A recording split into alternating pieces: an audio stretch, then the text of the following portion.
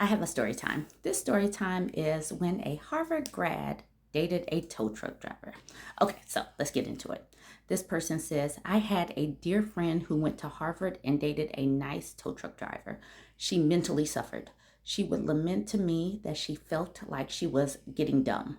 I just quietly looked at her like this because she was. I already told y'all I'm a bitch.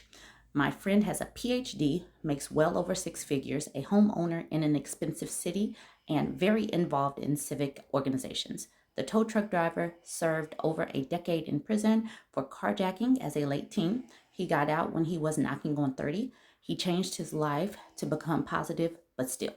He couldn't keep up with her, and she was slowing herself down to keep up with him. It was a lame mess. Again, I was looking like, and I wouldn't advise it. Me and my friend, two women from Baltimore with 80s working class backgrounds, would always knock heads on the class conversations because, in my opinion, foundational Black Americans love to pretend that class doesn't matter or that it doesn't exist until it starts existing.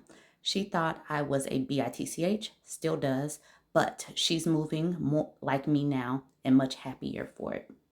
A whole Harvard graduate wanting to pretend class didn't matter because someone was nice, or that it won't matter until it knocked upside her head. Anything extra nice they wanted to do in a timely fashion, she had to pay for them, unless she was willing to wait for him to save up enough money for him to pay for them both. She tried to motivate him to start a driver assistance company. She found it tiresome to push herself in her career and still remain sharp in her field, aka studying and reading, and push or motivate him to become an entrepreneur. She kindly broke up with him because she couldn't take it anymore.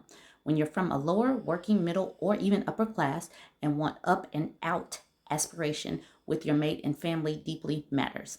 Everyone has to be on board. It's a real reason why my family was able to go from working class to entry level wealth in generation. Two generations. It took skills and a wealth plan. It also took changing the family culture too. Certain types of behavior had to change to foster aspiration. Her family stayed working class, so she thought she could handle it. Nope. She didn't want to live with those types of sense and sensibilities anymore. It's one thing to go and see her dad. It's another to partner with a working class dude as a mate. The synergy was off for where she was trying and wanted to make, trying to remain and trying to go. You guys can read the rest of this post yourself. But basically, the job isn't always what matters. Aspirations, goals, that kind of thing also matters.